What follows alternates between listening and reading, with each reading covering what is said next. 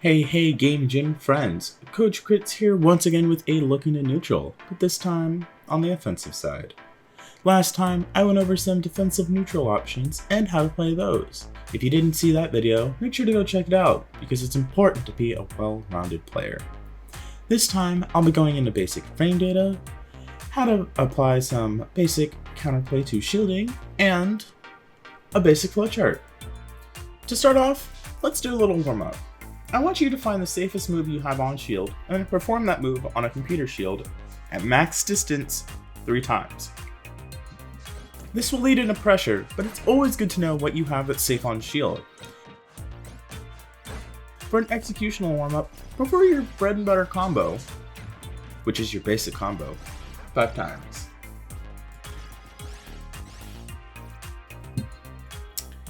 I'm going to very vaguely go over frames in the game and what frame data is, as it is very important to at least know the idea of it. A frame is a 1/60th of a second. You commonly hear about games being 30 FPS or 60 FPS, Smash being on the 60 side. So the safety of moves is calculated with this. I won't go into the specifics for everything, but there are important concepts to understand that will help deepen your insight. There are resources such as ultimateframedata.com that you can use to find all the numbers for every move. I will specify, however, that when I say something is quick, it's generally 8 frames or faster, average is anywhere from 9 to 15, and slow is generally 16 onwards, to give a general idea of what you're looking for, if you decide to get in depth with it. Keep in mind, the average human reaction time is about 14 frames. The most important part of offense and how to play an offensive neutral is understanding the basic ideas of the safety and the weak points of shielding. The golden example of an outer shield option that any character wants to be safe versus is Cloud up B, Game & Watch up B, or Bowser up B. You notice that a lot of these are specials. That's because when you jump, or use up smash or up special, you ignore a mechanic called shield drop. Shield drop has a few frame of lags where you're punishable. This is to prevent shield from being incredibly broken, of course. Because of this, lots of moves, such as F-tilts, are pretty slow out of shield.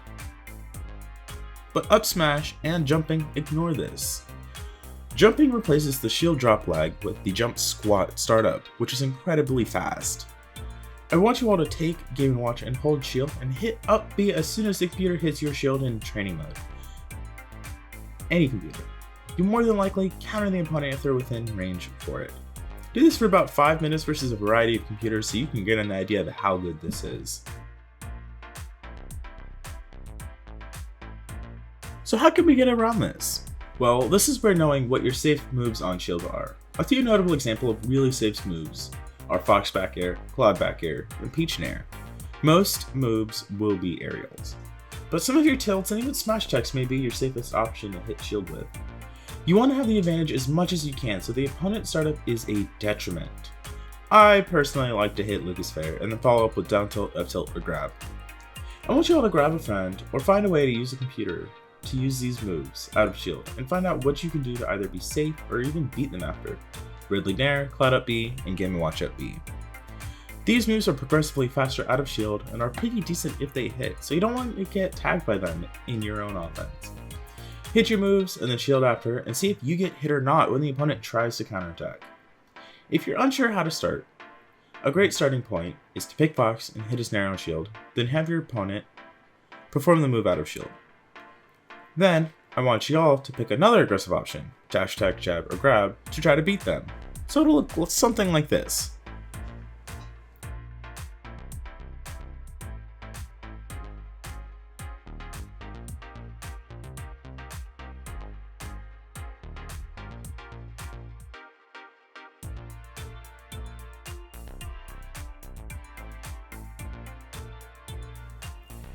What this is developing a flowchart against certain option, while also starting off with a safe move on shield.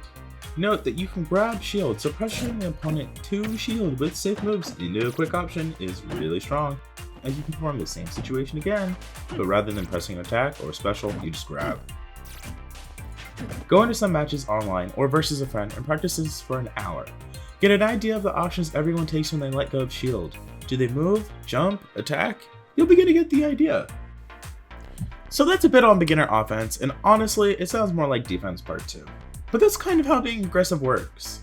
Essentially, pressing offense and being aggressive is knowing what your opponent wants to do after you've made an attack on one of their shields. Not every character can easily be aggressive, but it is important to know when and how you can be. I'll catch y'all next video. Coach Crits, out.